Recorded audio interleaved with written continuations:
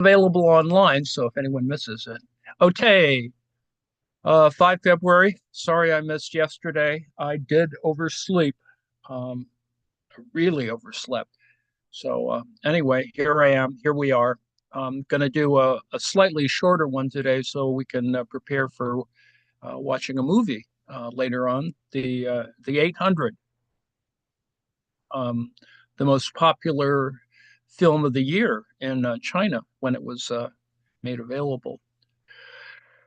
Today I'm going to talk about Tony Larson, who is I don't even know if he is a residual of the Cambridge Capital controversy, but he's at Cambridge. Let's just put it that way. A brand new article that he's put out, which, like most academic articles, are kind of reconfigure other articles. So, and if you were watching my yammering a while back, uh, went to an online conference. Well, it was a conference and it had online components that was in the UK, I think in Bristol. I can't remember where the heck it was, but it included a segment, a session on social ontology, and more specifically, the social ontology project at Cambridge. And Tony Larson is one of the major lights in that, among other things. And I think it's just interesting. Why is social ontology interesting? Well, I like the idea that a new article still has most of the things we've been talking about and treats it in, I think, a useful way that synthesizes what we've been looking at already. Whether Marx had fully liberated himself, his theories from um, David Ricardo, and more importantly, I think there's a way of talking about the social relation issue, which relates to the differences among use value, exchange value, and big V value, the value formation. And I think what Lawson and a social ontology approach provide is another way of talking about, in a more ecumenical way, one that's not so burdened by particular ideological positions or orthodoxy, that talks about what goes on. Where is it located? Where is, you know, some people argue that value is not located, or certain ideas about exchange value are not located. The experience of it is not located in production. It's some the conclusion is that it's somewhere in between, and I think that's the more important point. So I took some of the. It's a 40-page article, so it really goes on and on. But I pulled out the relevant portions at the top, and then I introduced some other ideas to kind of get to that point. So that's what we're going to do today. So the in getting to that point, let me show here that what we're looking at is the issue of how do we look at exchange value. And in a in pre-capitalist society, there's greater emphasis on use value because there's not much being exchanged. Everyone has what they need in that sense, from a scale point of view. Under capitalist society, there's still labor, the same kind of labor, in fact, in many ways, that in pre-capitalist society. But what we have, and what Marx points out, is that the mode of production called capitalism is configured around exchange and the commodity as a entity, as a form. And this kind of separation, the system of separation that the commodity signifies, is kind of what you have to sort of account for. You have to account for it. And what Lawson is doing, in at least his approach, is to do what I've been talking about before, is that it is it is sort of the betweenness of things that's more important. It's not so much that you need to have the kind of object that signifies value, but rather the value is the combination of all of these things. It is, the synthesis of all of those matters. And so it sort of fits in a nice dialectical way. And, as I've tried to say, that this is a kind of ecumenical project that in looking at the so-called new interpretation or the new reading, which is not the same thing, but the new interpretation group or folks, the NI group, um, I think takes advantage of this idea that, and the objection that I pointed out before between Heinrich and Moseley on the issue of exchange. This is the same problem, the problem of use value, exchange value, and sort of where is it? Is it in production, Department One, or is it in Department Two? Is it in both? Is it somewhere layered among everything? And that sounds like it's a little mystical in that sense or ethereal, but the reality is, of course, you do need material things. It's just its materiality is sort of more distributed, let's put it that way. It is this idea that you can have value. um, it may be composed of intangible assets, and I think that that's why financialization, among many other things, has created a new situation for thinking about commodities, because all commodities have that as well as other things in our experience and interaction. So anyway, the point is that there actually are ways of talking about exchange value in a regular or normal sort of capitalist way. So there is a way of talking about it, but it does have this set of issues that sort of is at work, and that you're not always all there. But that's the kind of point of Lawson's argument, is that, well, it is something that seems less palpable, but in fact it is more palpable, because it is the combination of utility value and psychic value that is the totalizing discourse that we saw in yesterday's diagram. That is the cleaver diagram, where you saw this kind of thing in between, and that it was totalizing, but it wasn't the final question about how commodities are constructed. And so there's a whole variety of other things that are going on. And another way that you can talk about it is, for example, in this David Harvey sort of model that talks more about circulating, but it is when you finally get to money, that is, you have the money as a representation, or as a signifier of the commodity, and you have it sort of in this between area. That is, it's a measure of value. There's measures of value, a standard of price. Price is still at work here. And then you have universal money, you have concrete money, credit money, a means of circulation, and back to commodity money. So there's this kind of system of or circuit of things that are going on. So when you talk about capital comes from this kind of system of integration, let's put it that way. Now that may seem a little confused or varied, but that's not really, Marx is talking about a thing that's relatively complex. So when you look at this diagram, which comes from a letter to Engels in 1863, you can see, and this is the print version of the diagram. He's got all these things going on here. You have variable capital, constant capital, surplus value, profit.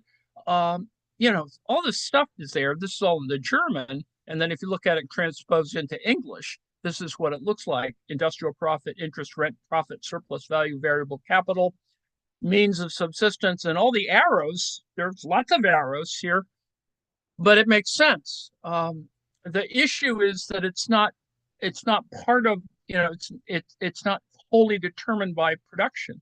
It is actually located more towards the question of the relation between subsistence and the means of production. So there's always this kind of, circuit-like dynamic going on here. I think that's what's on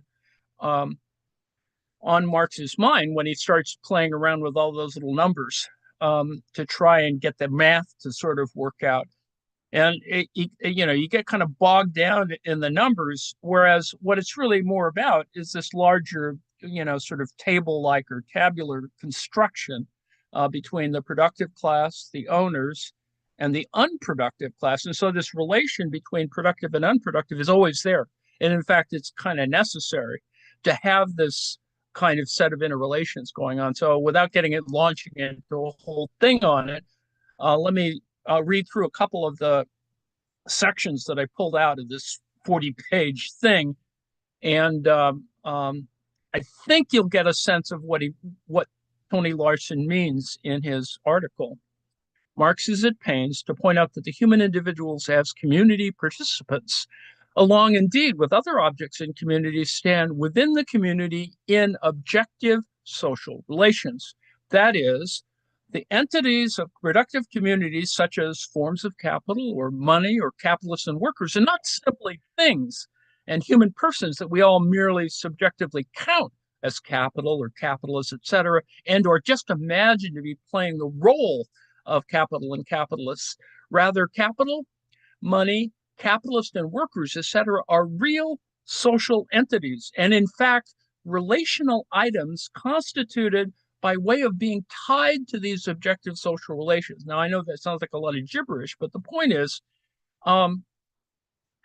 Marx has these things going on, and he's talking about not so much the things themselves, but the relation among things. So, thus, Marx takes pains to criticize any contrary view. That is, Proudhon, for example, replies to Bastiat by saying, for society, the difference between capital and product does not exist. This difference is entirely subjective and related to individuals. Thus, he calls subjective precisely what is social, and he calls society a subjective abstraction. The difference between product and capital is exactly this, that the product expresses as capital a particular relation belonging to a historic form of society. And this compresses the entire thing, is that, it does exist. It exists in space and time. It's historical. It functions as both. It has this, and it's a function of not things so much as the relationship among things. Consider more fully the passage in which, in the Grundrisse, Marx argues that the capitalists and workers are relational.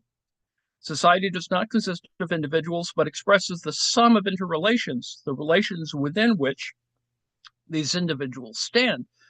As if someone were to say, seen from the perspective of society, there are no slaves and no citizens. Both are human beings. Rather, they are that outside society. To be a slave, to be a citizen, are social characteristics, relations between human beings A and B. Human being A, as such, is not a slave. He is a slave in and through society. What Mr. Proudhon here says about capital and product means for him that from the viewpoint of society, there is no difference between capitalists and workers, a difference which exists precisely only from the standpoint of society. So this is, he's trying to bring this social idea home. Note that Larson is an advocate of something that this is a development from social ontology theory and this idea of social positioning. Now, social positioning is a way of talking dynamically about certain, structure agent. I mean, you could call it from a sociological point of view, a structure agency problem, or in the Bourdieu sense, a structuration kind of problem. So it has all these other possible definitions. So in Anglo-American sort of language, social positioning sort of functions in the same way, although I would assert that there's something more going on in it, and that is in positioning in the world.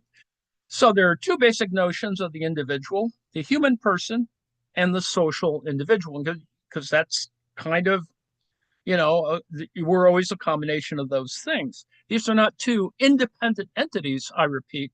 Rather, the social individual is a compound entity that includes the person anchor as a proper part.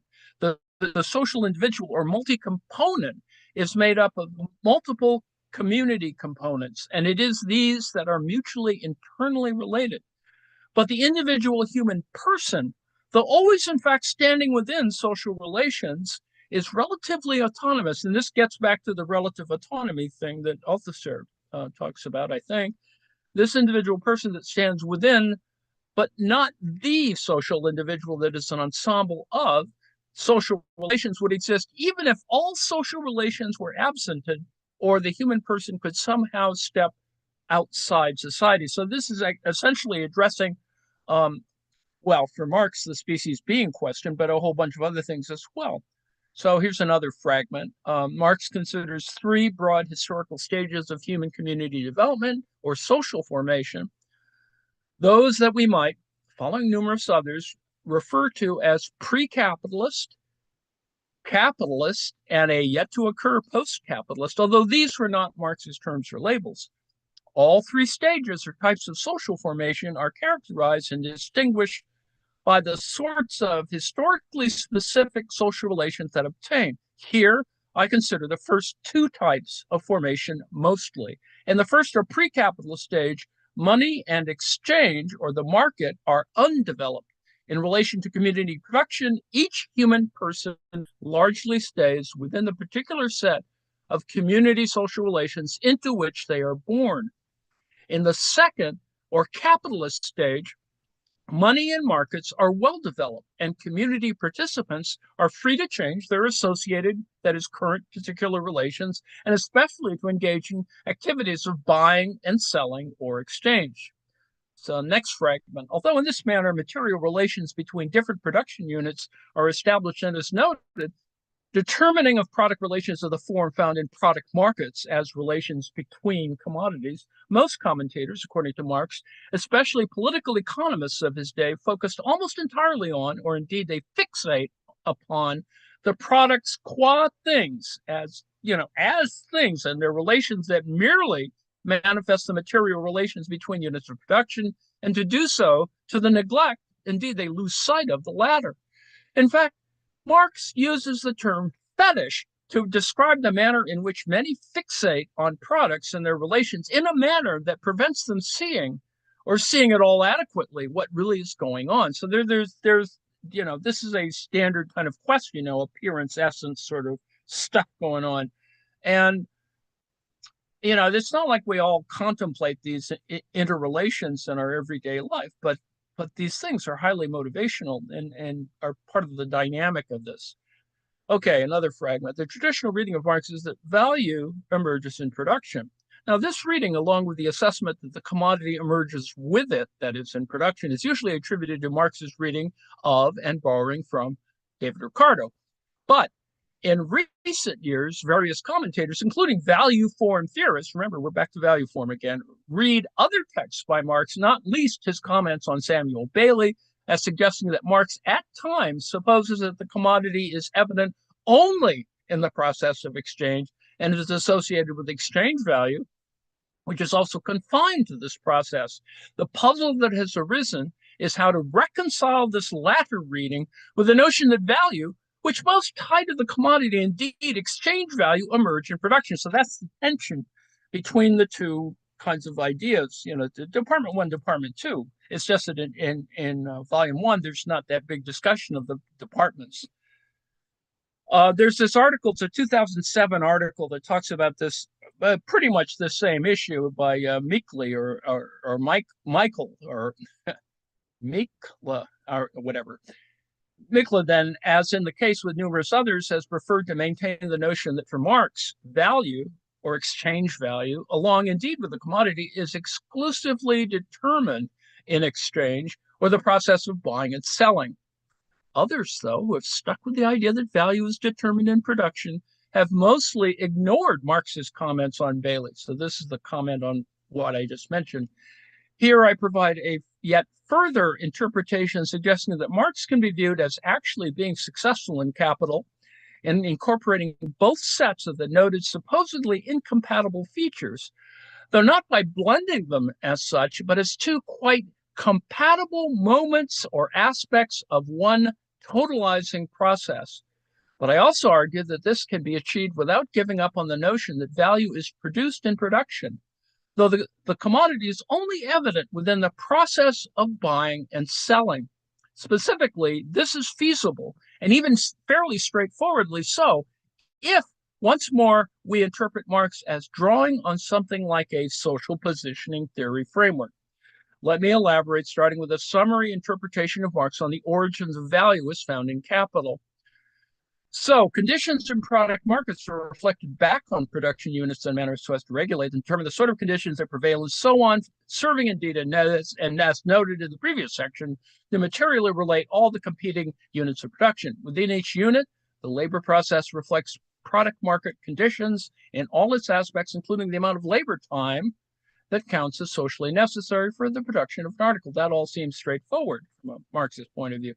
When Marx stresses that it is the amount of such labor time that exclusively determines the magnitude of the value of any article, it is clear that product market conditions or the producer's assessment of them are built in. It is the process of buying and selling or exchange, actual and as anticipated, that brings about a reduction of the different kinds of labor involved in the various units of production to their expression in terms of the homogeneous labor or socially necessary labor time that, according to Marx, is their common denominator. So the product market influence is always present in the labor process. So, he's trying to build this structure that supports the, sort of social ontology stuff.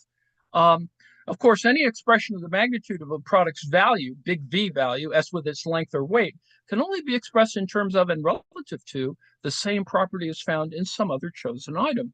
Such ratios of value are referred to by Marx as exchange value.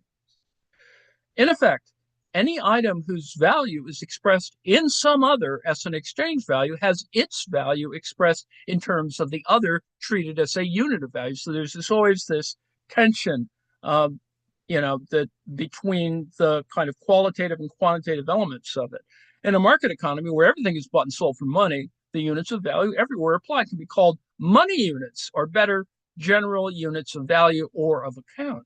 In such a monetary system, the items bought and sold possess prices, and where the items are useful products of labor, that is produced under the noted conditions, these prices, according to Marx, are in effect evaluations, estimations of the magnitude of values of useful products of labor expressed in terms of those monetary units.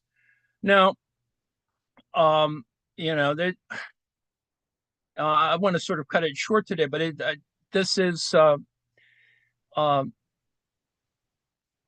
this is where he gets most of the stuff from Mikla's 2007 article. An example, the second exchange-centered interpretation.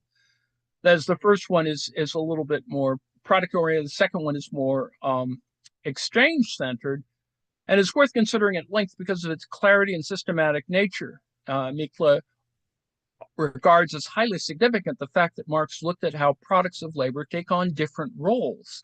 That is, and unlike Ricardo, Marx does not merely consider the different items as mathematically related.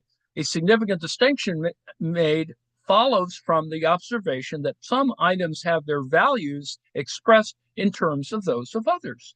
Those that do have their values so expressed are referred to as relative forms. In contrast, any item that is used as the standard in terms of which the values of the first group are expressed is referred to as an equivalent form. So there's this relation between relative forms and equivalent forms, or the form associated with money. These contrasts, the different roles being played by commodities, depend on inherently human endeavor, are in that sense social. These considerations, considered highly significant by Mikla, are interpreted as signs that Marx was early on moving away from Ricardo and thereby producing a truly social theory. So there's this is something is being developed, and then there's this whole then we're back to as we've often referred to the proverbial 20 yards of linen equals a coat thing. So I don't want to overburden you with this, but the idea here is that he builds a theory of the kind of framework. Let's see. So the point is that there is something of a social positioning theory type framework at work, and we're close to where the end is. But the nature of the commodity, double transformation in the commodity process. But is Marx's claim or suggestion that there are two transformations involved in the commodity process really a feeble dodge. If Marx is, in effect, drawing on a conception of the sort defended within social positioning theory, as I am suggesting in this case, then two such transformations are seen to be involved necessarily. Let me explain. A feature of social positioning theory, of course, is an account of how the social and the non-social are easily and regularly combined. According to it, any position and so competent, it's a component formed by allocating something to it are social, whereas the position occupant can be either non-social or social or both.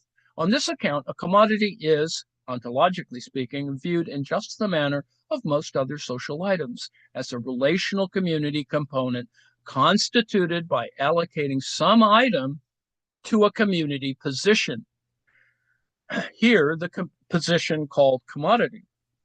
This commodity position consists of a set of rights and obligations that require the vendor, in most scenarios, to attach a price tag to the commodity as it is constituted, giving information on the minimum amount of money that can be offered by a potential buyer, such that the property rights of the position occupant can be acquired without the need to further negotiate the terms of sale or exchange. The commodity, then, is effectively a device to facilitate a transfer of ownership of property rights of the item that occupies the commodity position. Clearly, on such a conception, the process of transference does necessarily involve two transformations, one occurring before exchange and the other in it. The first transformation consists in a useful product of labor, which is, of course, is Marx's concern, being allocated to the commodity position, thereby giving rise to a commodity with a price tag. The second consists in the commodity so formed being sold and an actual sale price being realized.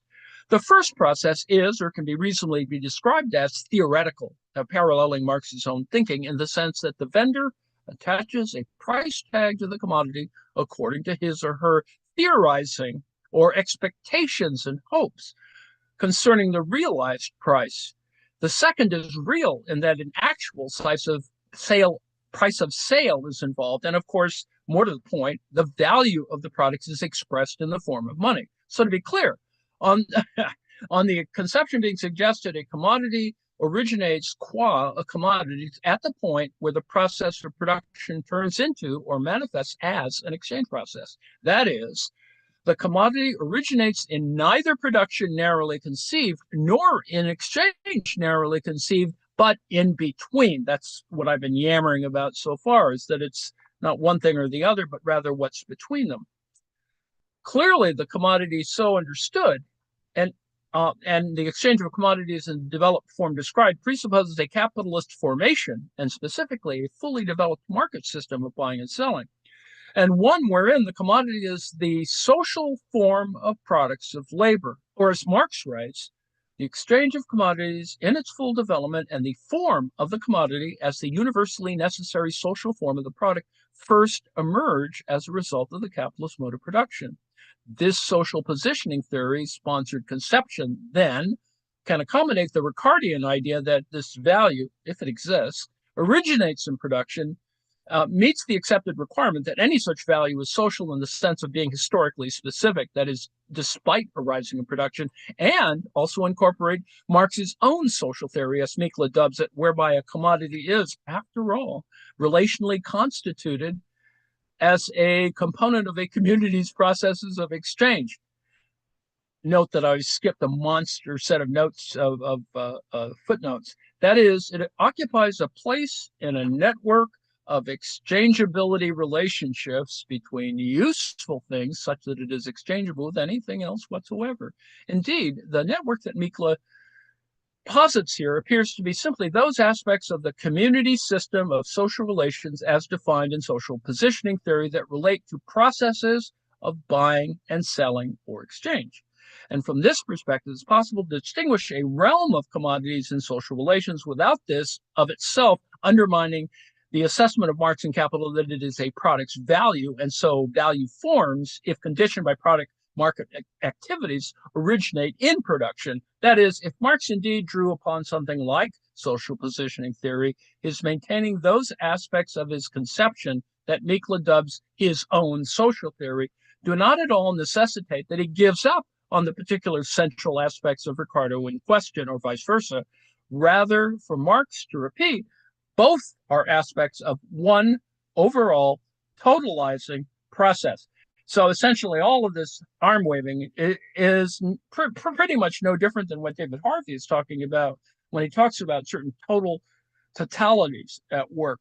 So there's a lot of work just to get there, but I think it's really important to go through this sort of procedure that you can have. It may seem dissonant, but it is possible to have a kind of Ricardian idea there, but it doesn't negate having other ideas at the same time, and particularly when you're talking about something that's between. So 5.4.2, exchange value. The one remaining loose end in all of this is to render intelligible the various noted commentaries on exchange value. On the neo-Ricardian view, this is the Straffa, Steedman, etc. view. Exchange value comes into being in production along with value of a particular magnitude, and yet, according to Mikla, we've seen Marx is concerned with a network of exchangeability relationships. Now, this is really important. This point is how to get to what is a digital commodity, and maintains a useful thing gains the status of a commodity and acquires the property of exchange value when it has a place in a network of that kind. In truth, though, I cannot find a single instance where Marx suggests that exchange value is created in the exchange process. Even within Mikla's quotes taken from Marx, the closest that Marx comes to such a view is when he writes in his notes on Bailey that it is only through sale, through its real transformation into money, that the commodity acquires its adequate expression as exchange value. But even the idea that exchange value acquires its adequate expression seems to presuppose its prior existence. Now, of course, Marx is very clear that for commodities, their exchange values, if possessed, are fundamental to them, but this does not necessitate that they are produced in the process of exchange or circulation. Rather, Marx seemed to suggest that exchange values are somehow properties of both useful products of labor and of commodities. Once more, this is easily made sense of if a social positioning theory sort of framework is imputed to Marx. So now this, you may get lost here, but this is kind of what he means. According to that theory, to recall, when an item X is positioned to give rise to a relational community component Y, the properties of X are possessed by Y, but are so non-essentially. That is, they are not essential to Y being a component per se. However, the properties of X do serve to individuate Y as a particular component. So now let me stop and break there for the moment. And if we wanted to extrapolate from this, this is kind of what, what's his name? Jesus, brain is, anyway, this is, in terms of frame analysis, this is how framing, media framing could be described as a kind of particular component. This is how it is with commodities. So when George Lakoff, that was the name I forgot. So when or if a useful product of labor that has value, big V value, and so exchange value is positioned as a commodity, then that commodity qua a commodity possesses exchange value, but does so non-essentially. This, though, is enough for Marx's analysis to go through. And of course, a position occupant's specific numerical value magnitude, along with all other properties, including those that are intended to render it socially useful, serve to individuate the particular commodity component it underpins, to differentiate it from other commodities. Note, I've been talking about the question of difference. In contrast, the possession of a price is an essential feature of a commodity qua commodity, and where the occupant of the commodity position is a useful product of labor, then the price attached to the commodity is an estimate of the underlying value magnitude of the position occupant. Of course, depending on the prevailing conditions, any prices formed, whether attached to commodities prior to their sale or realized in sales, may or may not serve as estimates of the magnitude of values possessed, assuming Marx's conception is correct. Marx, though, supposes that sale prices will serve as reliable estimates of value typically or on average at least under competitive conditions, and that deviations will be random or the form of lawless irregularities. I note that I'm going to be out of time and I'm going to stop right now. These fragments here, and I've included the last 10 pages of the Larson article, are worth thinking about if nothing else. And this is the article itself, Social Relations, Social Positioning Theory and Marx by Tony Larson. There is a sub-article, where the hell is it, that I've put in here somewhere on social positioning that is referred to also by Larson. There's a Larson article that precedes this, but this particular article just came out this past week or a couple of weeks ago, and this is like not so much hot stuff, but it is very current. It does represent probably his thoughts since that last little conference I sort of attended, and so it has a kind of freshness to it that is not fully. I think often, these things are constructed, not on the fly, but, are trying to synthesize a variety of positions, which Larson has been working on for a long time. I included also some notes from Karama Samezo's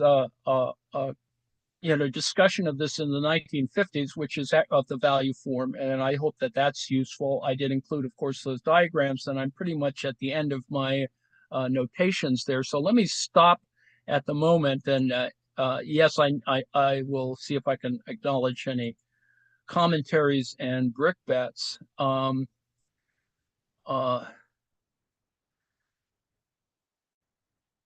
Warren, I guess Warren's the host. We'll network diagrams here, exchangeability related. Yes, there's a whole thing on network economies that is actually would be useful in this particular context. But I think we'll get to that eventually in my yammering on stuff.